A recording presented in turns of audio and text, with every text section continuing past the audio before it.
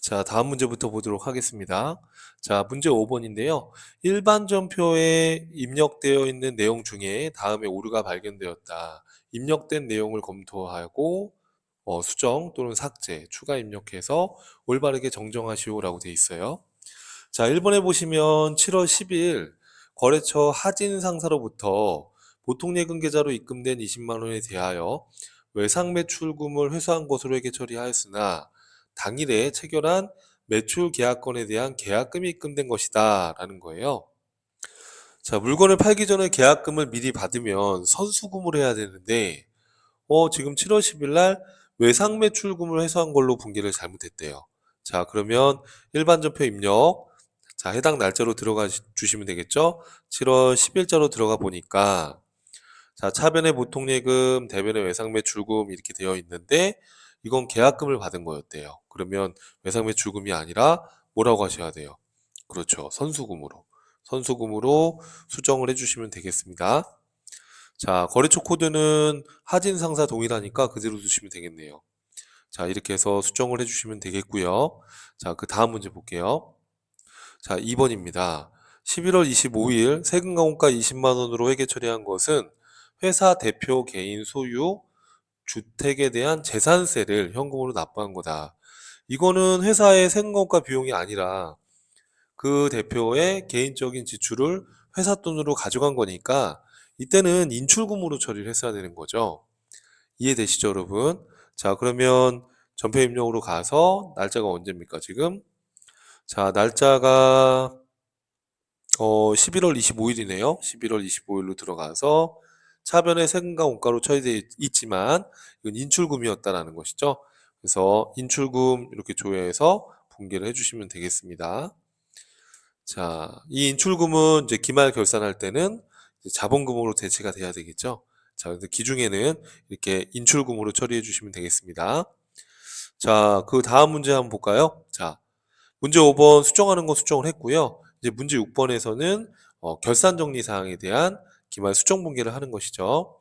자, 문제 6번에 1번 보니까 상품 보관을 위해서 임차한 창고의 월 임차료는 월에 50만 원인데 임대차 계약 기간이 올해 25년도 11월 1일부터 내년도 11월 30일까지 1년간 계약을 했나 봐요. 매월 임차료 50만 원은 다음 달 10일 날 지급하기로 계약하였다. 이렇게 돼 있어요. 자, 여러분. 지금 올해 25년도 12월 1일 날 우리가 임대차 계약을 맺었잖아요. 월세 계약을 맺고 지금 2025년도 거 결산을 하고 있는 거잖아요.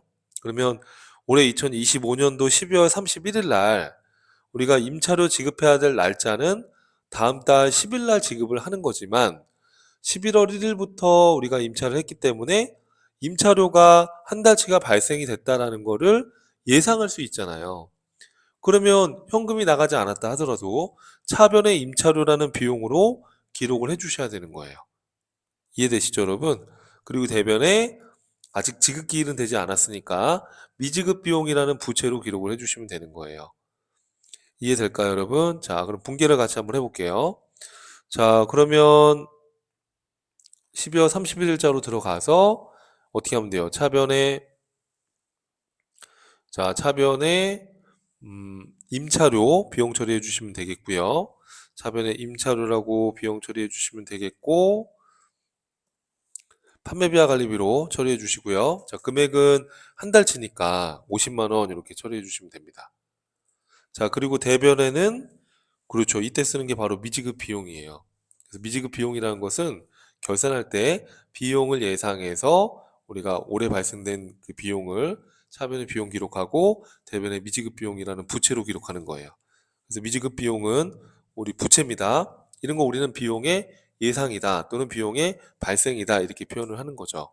자, 거래처 코드는 미지급 비용도 제시가 됐으면 코드를 걸어 주시되 지금 같은 경우에는 이게 거래처가 제시가 안 돼 있어요. 그렇죠? 이거 걸고 싶어도 우리가 이거 상상해서 할 수는 없기 때문에 자료가 주어지지 않으면 입력할 수 없는 거니까 거래처 코드는 걸 필요가 없죠. 걸 수도 없거니와. 자, 이렇게 해서 이제 여러분이 비용 처리해 주시면 되겠고, 자, 그 다음에 2번입니다. 자, 단기말 현재 단기 대여금에 대한 단기분 이자 미수액은 30만 원이다. 이렇게 돼 있어요. 자, 이자 미수액이라는 거는 자, 12월 31일 날 이자 수익이 발생됐지만 아직 회수 받기로 한 날짜가 아직 안 된 거예요. 자, 이거는 비용의 예상이에요? 아니면은 수익의 예상이에요? 그렇죠. 이건 수익의 예상이죠. 1번은 비용의 예상이지만 2번은 수익의 예상입니다. 그러면 이자가 들어오지 않았다 하더라도 지금 단기에 이자 발생한 게 30만 원이면 차변의 미수 수익, 대변의 이자 수익으로 수익을 예상해서 기록을 해주셔야 되는 거예요. 이게 발생주의예요. 그쵸? 그럼 차변의 이자 수익이라는 수익이 발생을 했고, 아, 차변의 미수 수익이죠. 미수 수익, 대변의 이자 수익 이렇게 가는 게 맞겠죠. 차변의 미수 수익, 자, 자산의 증가로 기록해 주시고요. 요 금액이 30만 원이래요. 자, 그리고 대변에는, 그렇죠. 대변에는 이자 수익으로. 자, 이렇게 해서 걸어주시는 게 맞겠고, 자, 뭐, 거래처 코드가 나와 있나요, 여러분? 거래처 코드를 걸고 싶어도, 거래처에 대한 정보가 없습니다. 그렇죠? 그러니까, 이거는 거래처 코드를 걸 수가 없고요. 자, 그 다음에 3번입니다. 자, 3번은 여러분이 또 어려워하실 수도 있을 것 같은데, 한번 같이 보시죠. 이 3번을 보기 전에, 우리 마이너스 통장에 대한 회계 처리에 대해서 잠깐 말씀드릴게요. 마이너스 통장이라는 것은 통장에 잔액이 없다 하더라도 일정 한도 내에서 마이너스로 인출해서 쓸 수 있는 예금이에요. 예를 들어서 내가 보통 예금 통장에다가 현금 100원을 넣어놨어요. 그런데 이게 마이너스 통장이어서 잔액이 없다 하더라도 50원을 뺄 수 있어요. 예를 들어서 근데 내가 이번에 상품을 120원짜리를 구입하면서 보통 예금으로 지금 지급을 하려고 해요. 그럼 이게 마이너스 통장이 아니라 일반적인 통장이었다면 잔액이 100원밖에 없는데 어떻게 120원이 인출이 돼요? 그죠? 그건 말이 안 되죠. 근데 이게 가능한 이유는 마이너스 통장이기 때문에. 자, 그러면 지금 100원밖에 없지만 50원을 더 뺄 수 있다고 제가 가정했으니까 이 120원 인출이 가능하죠. 최대 지금 현재 150원까지 인출이 가능한 한 거다라고 가정해 보면 그러면 우리가 100원밖에 잔액이 없지만 120원을 보통예금으로 분괴를 하게 되면 보통예금은 지금 100원에서 120원이 빠져나갔으니까 마이너스 20원이다라고 찍혀 있단 말이에요. 근데 우리가 마이너스 20원이라고 찍혀 있는 이유를 가만히 생각해 보면 결국에는 나는 은행에서 보통예금을 받아서 요 100원하고 20원을 꺼서 지금 인출이 된 거예요. 맞죠? 그럼 결국에 마이너스 난 20원만큼은 내가 은행에서 이렇게 보통예금을 빌린 거예요. 그러니까 그 마이너스 난 금액에 대해서 12월 30일에 결산을 할 때 보통예금 대변에 단기차입금으로 분개를 해주시는 거예요. 이해될까요, 여러분? 자, 그럼 이거 분개를 어떻게 하면 될까요, 여러분? 차변에 어떻게 하면 돼요? 차변에 보통예금이 들어왔고요. 자, 여기 보니까 지금 문제에서 마이너스 통장이다라고 돼 있어요. 그래서 보통예금 기업은행 건데 잔액이 마이너스 80만 원으로 되어 있대요. 그러면 그 마이너스 난 것만큼 보통예금을 잡고 단기차입금을 인식해 주시면 되는 거예요. 이해되시죠? 자, 그러면 차변의 보통예금 자, 그리고 금액은 80만 원입니다. 그리고 대변에 뭐라고 하시면 돼요? 그렇죠. 단기차입금으로 회계 처리해 주시면 되는 거예요. 단기차입금. 자, 기업은행 거다라고 돼 있으니까 기업은행으로 거래처 코드를 넣어 주시면 되는 거예요. 이해되시죠, 여러분? 자, 이렇게 해서 마이너스 통장의 경우에는 마이너스 난 금액이 얼마다라고 나오시면 그 마이너스 난 것만큼 결산할 때 보통 예금을 잡고 단기 차입금으로 회계 처리해 주시면 되는 겁니다. 자, 그 다음 문제는 또 어떤 문제일까요? 보니까 자, 보유 중인 비품에 대한 단기분 감가상각비를 계상하다. 그러니까 비품에 대한 감가상각비를 회계 처리하라는 얘기입니다. 자, 취득일은 24년도 1월 1일 날 취득을 했고요. 취득원가는 5,500이에요. 그렇죠? 잔존가액은 0원이고 내용연수 10년 정액법이에요. 그럼 우리는 지금 2025년도 거 감가상각을 하는 거니까 정액법의 경우에는 우리가 어떻게 계산하죠? 취득원가에서 취득원가에서 잔존가치를 빼서 내역연수로 나누는 건데 지금 잔존가액이 없으니까 취득원가 5,500 나누기 10년 이렇게 해주시면 되는 거죠. 그럼 얼마가 나오세요? 550만 원이 나오시죠?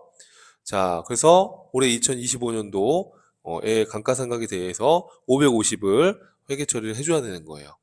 자, 그럼 어떻게 분기하면 되나요, 여러분? 자, 12월 31일 날 차변에 우리 판매비와 관리비에 해당하는 감가상각비 금액이 아까 얼마였죠, 여러분? 550이었죠? 550만 원 입력해 주시고요. 자, 대변에는 뭐라고 하시면 되죠?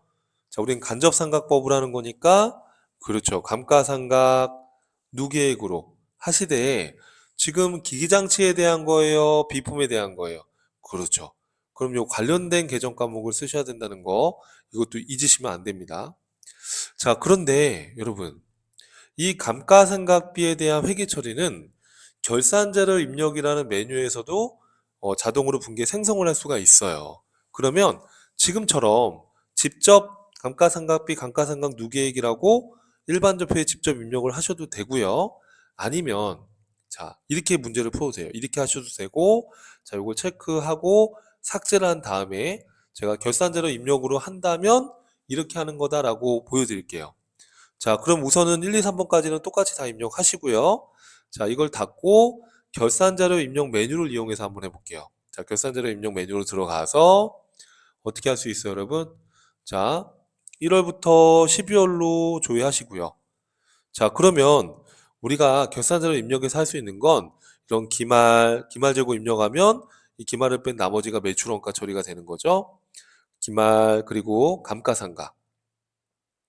여기 판매비와 관리비에 보니까 감가상각을 또 할 수 있죠 우리가. 자 감가상각. 자 그럼 여기서 감가상각을 할 때 비품에 대한 감가상각이니까 판매비와 관리비 안에 감가상각비 안에 어디로 하면 될까요? 자 비품으로 넣어주시면 되는 거죠. 자 이 금액이 얼마였죠 여러분? 그렇죠 550만 원입니다. 자 이렇게 해서 입력을 해주신 다음에 자 상단에 전표 추가를 누르게 되면 자 주의할 거는 이 감가상각에 대한 분계만 들어가는 것이 아니라 우리 요 상품 매출원가나 또 여기 제조와 관련된 데이터도 이렇게 불러줘 오긴 하네요. 자료는 없네요. 자 여기 상품 매출원가 자 기말 상품 재고액 자 기말 상품 재고액에 금액을 입력하면 매출원가로 비용 처리가 되는 건데 기말 상품 재고액이 입력이 안 됐기 때문에 이 기초상품과 단기 매입액에 대한 이 금액이 다 매출원가로 들어가는데 이거는 채점과 관련이 없다라고 제가 말씀을 계속 반복해서 드리고 있는 겁니다. 그래서 이건 채점과 관련이 없지만 어찌됐든 간에 기말 상품 재고가 여기 빵원으로 반영이 됐기 때문에 이 기초 상품과 단기 매입에 대한 이 매출원가 처리가 자동으로 들어가는데 그거는 신경 쓸 필요가 없다는 거예요. 자, 그러면 전표 추가로 눌러주시면 자, 감가상각비, 감가상각 누계액으로 분기가 들어갈 거예요. 상단에 전표 추가를 눌러주시면 전표 추가하겠습니까? 예스. 자, 이거를 닫고 자, 일반 전표 입력 12월 31일자로 들어가 보시면 자, 이렇게 분기가 돼 있어요. 자, 상품 매출 원가는 신경 쓸 필요가 없어요. 그냥 그대로 두시면 돼요. 자, 우리가 답으로 지금 채점이 되는 것은 차변의 감가상각비 800번대. 얼마였죠? 550만 원. 대변의 감가상각 누계액 550만 원 이렇게 분기가 생성이 되는 겁니다. 이해될까요? 자, 이 213번은 자, 우리가 감가상각 누계액을 조회해 보면 감가상각 누계액을 조회해 보면 비품과 관련된 누계액이 213번이죠. 우리가 비품 칸에다가 입력을 하고 추가를 눌렀기 때문에 비품과 관련된 감가상각 누계액이 반영이 된 거예요.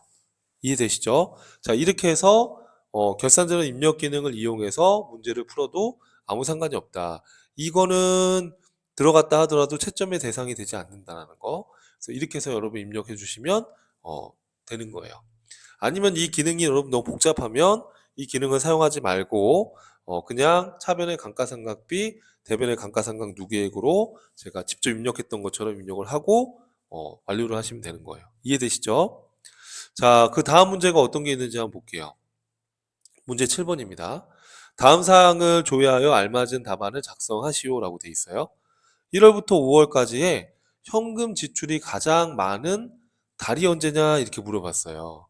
자, 이런 경우에는 여러분 현금 출납장에서 조회를 할 수도 있겠지만 자, 현금 출납장에서 조회할 수도 있겠지만 우리가 총계정 원장에서 조회를 할 수도 있어요. 자, 두 가지를 다 한번 해볼게요. 자, 여기 장부관리 메뉴 쪽에 보시면 현금 출납장을 한번 들어가 볼게요. 자, 1월부터 5월까지 지금 물어봤어요. 자, 그러면 자, 지금 뭘 물어봤어요, 여러분? 보니까 현금 지출액이 가장 많은 달을 물어봤잖아요. 그러면 입금이 아니라 출금 쪽을 봐야 되는 거죠. 그러면 지금 1월 달에 쭉 보니까 얼마예요? 836만 4,140원. 자, 2월 달에는 쭉 봤더니 3,629만 8,400원. 그렇죠? 자, 그 다음에 3월 달에 현금 출금된 거 봤더니 700만 5,730원. 그렇죠? 또 4월 달에는 724만 8,400원. 맞죠? 5월 달에는 보니까 1,444만 9,010원이네요. 자, 이렇게 현금 출납장에서 우리가 구분할 수도 있어요. 조회할 수도 있는데, 자, 현금 출납장이 아닌 총계정 원장으로 들어가서 보면 좀 더 편해요. 장부관리 메뉴 안에 총계정 원장을 열어서, 자, 1월부터 5월 31일까지 현금 계정을 조회해 보시면, 이렇게, 그럼 현금 계정과 관련된 게 월별로 쫙 나옵니다. 자, 지금 문제에서 물어본 거는 뭘 물어봤어요? 현금 입금을 물어봤어요? 아니면 현금 지출을 물어봤어요? 현금 지출이니까 대변을 보면 되는 거잖아요. 그럼 이 대변에 보시면, 자, 뭘 물어봤냐 하면, 가장 많은 달, 현금 지출이 가장 많은 달이 언제냐? 그럼 대변의 금액이 가장 많은 달은 여기 있네요. 2월 달이 가장 금액이 많죠. 그래서 답이 2월이었습니다. 자, 이렇게 현금 출납장을 기준으로 조회해서 봐도 되지만 총계정 원장으로 보는 게 훨씬 더 여러분들이 찾기 편해요. 이해되시죠? 자, 그래서 답은 2월 달이다라는 거. 자, 답이 2월이었죠. 자, 그 다음 문제 보겠습니다. 상반기 1월부터 6월 중에 현금으로 지급한 급여는 얼마인가? 자, 현금으로 지급한 급여라고 아예 딱 써 있어요. 자, 이렇게 현금이다, 현금이 아니다를 보여주는 게 바로 일개표, 월개표입니다. 자, 그러면 일개표, 월개표 클릭하신 다음에 자, 지금 문제에서 물어본 게 뭐예요, 여러분? 자, 1월부터 6월에 판매비와 관리비 금액 중에 현금으로 지급한 급여를 물어봤어요. 자, 그러면 자, 조회를 어떻게 하시면 될까요, 여러분? 1월부터 6월로 자, 월개표에서 한번 해볼게요. 자, 1월부터 6월로 조회를 해주시면 되겠고요. 그렇죠? 자, 그 다음에 엔터 넣어주시면은 판매비와 관리비. 판매비와 관리비에 자, 물어본 건 뭐예요? 판매비와 관리비 중에 현금으로 지급한 급여를 물어봤으니까 판매비와 관리비 중에 현금으로 지급한 급여는 이 금액이죠.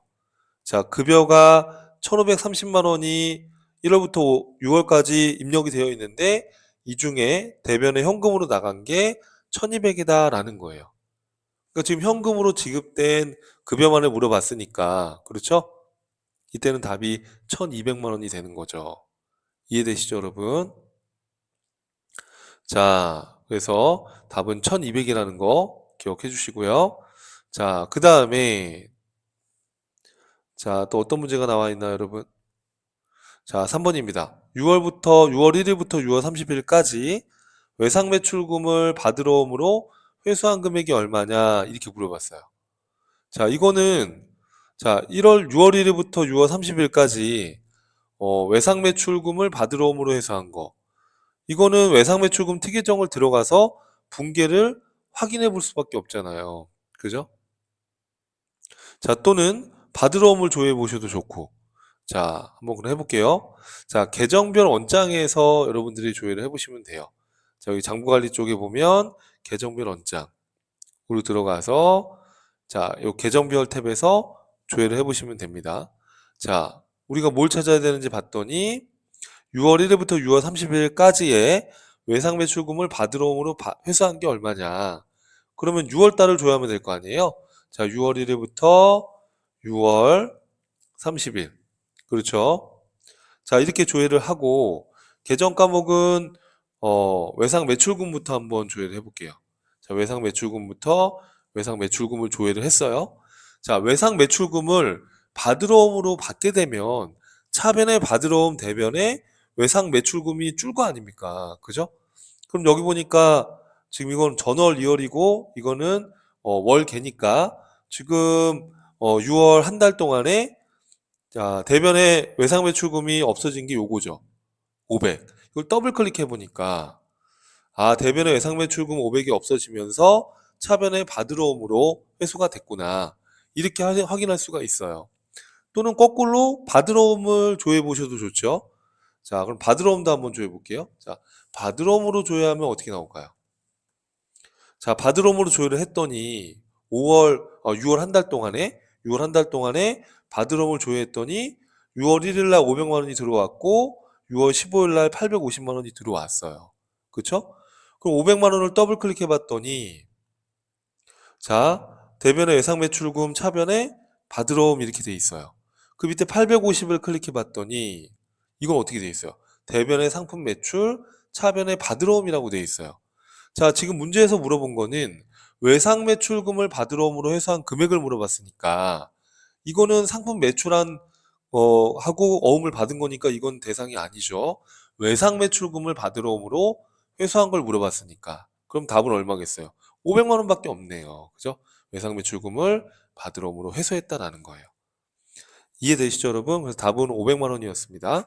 자, 그래서 이 조회한 값을 이런 문제 답안 작성을 클릭해서 거기 해당 번호에 입력을 또 해주시면 돼요. 그래서 실제 시험에서 어떻게 할까라는 생각도 한번 해보시면 좋겠습니다. 자, 고생하셨고요. 다음 강의에서 또 뵙겠습니다.